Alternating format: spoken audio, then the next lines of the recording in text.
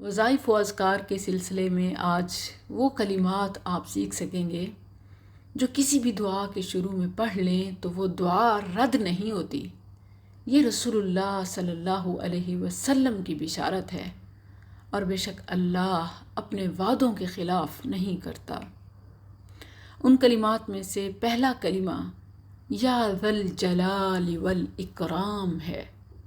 صحیح الجامع 1250 کے ریفرنس سے انس رضی اللہ عنہ سے مروی ہے، نبی کریم صلی اللہ علیہ وسلم نے فرمایا یا ذا الجلال والاکرام، اس کو لازم پکڑو، یعنی اپنی دعاؤں میں پراپر پڑھتے رہا کرو۔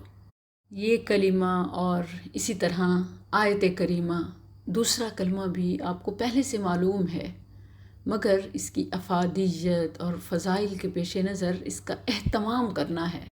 سنن ترمذی کی صحیح حدیث ہے، سعد رضی اللہ عنہ کہتے ہیں رسول اللہ صلی اللہ علیہ وسلم نے فرمایا ذنون، یعنی یونس علیہ السلام کی دعا جو انہوں نے مچھلی کے پیٹ میں رہنے کے دوران کی تھی، لا الہ الا انت سبحانک انی کنت من الظالمین، تیرے سوا کوئی معبود برحق نہیں، تو پاک ہے، میں ہی ظالم خطا کار ہوں۔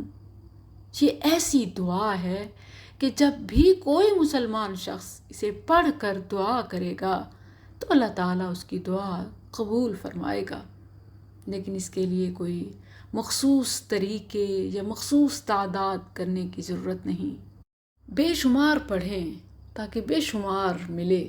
تیسری دعا کا تعلق ہماری نیند سے ہے۔ آپ اتفاق کریں گی کہ جب بھی کوئی پریشانی لاحق ہو تو اٹھتے بیٹھتے سوتے جاگتے ہر وقت بس ایک ہی خیال ہوتا ہے، ذہن سے بات اترتی ہی نہیں ہے۔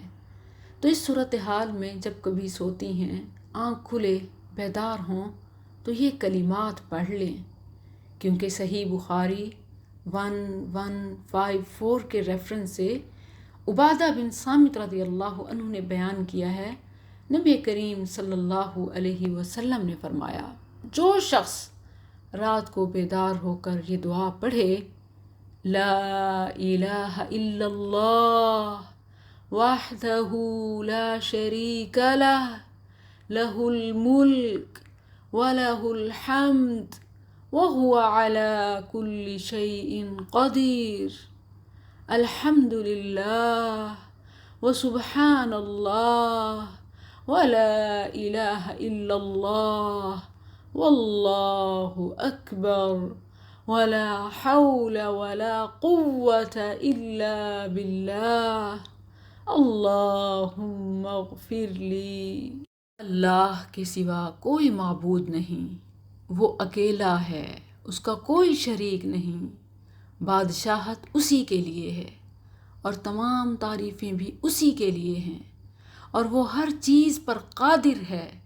تمام تعریفیں اللہ ہی کے لیے ہیں۔ اللہ کی ذات پاک ہے، اللہ کے سوا کوئی معبود برحق نہیں، اور اللہ سب سے بڑا ہے۔ اللہ کی مدد کے بغیر نہ کسی کو گناہوں سے بچنے کی طاقت ہے، نہ نیکی کرنے کی ہمت۔ اے اللہ میری مغفرت فرما۔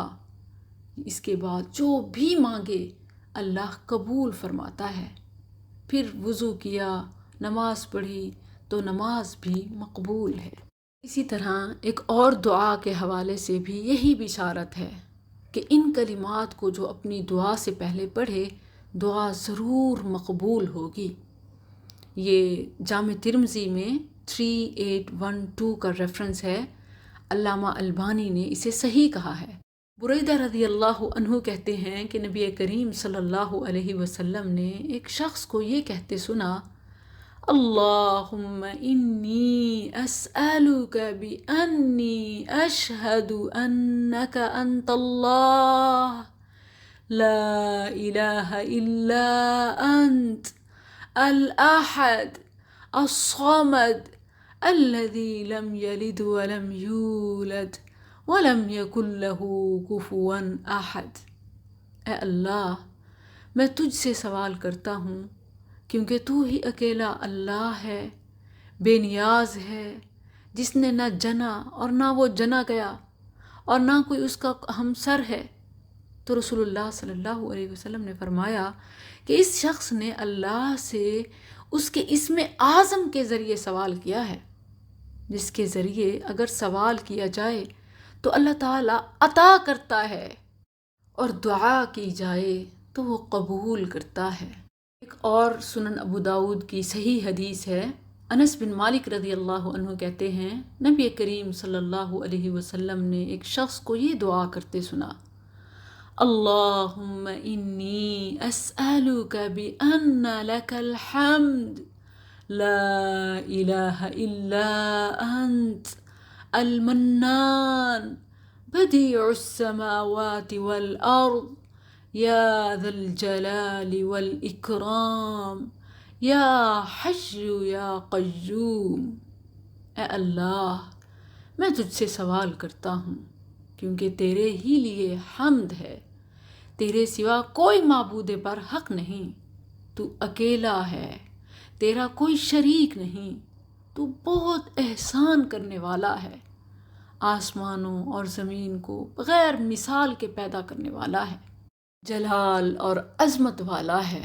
تو آپ صلی اللہ علیہ وسلم نے فرمایا کہ اس شخص نے اللہ سے اس کے اسم اعظم کے ذریعے سوال کیا، جب بھی اس کے ذریعے سوال کیا جائے تو وہ عطا کرتا ہے، اور جب اس کے ذریعے دعا مانگی جائے تو وہ قبول کرتا ہے۔ یہی فضیلت سورہ فاتحہ اور سورہ بقرہ کی آخری 2 آیات کی بھی ہے۔ صحیح مسلم 1877 کے ریفرنس سے بشارت ہے کہ ان دونوں میں سے جو حرف بھی پڑھیں گے آپ کو عطا کیا جائے گا۔ اور کچھ بھی ذہن میں نہیں آ رہا تو لا الہ الا اللہ اس کو زبان پر جاری کر لیں۔ مسند احمد 6860 کے ریفرنس سے یہ گارنٹی ہے کہ پڑھ کر پکارنے والے کی پکار قبول ہوگی۔ آخر میں گزارش کہ اپنی دعا کی ارجنٹ قبولیت کے لیے درود کو مت بھولیں۔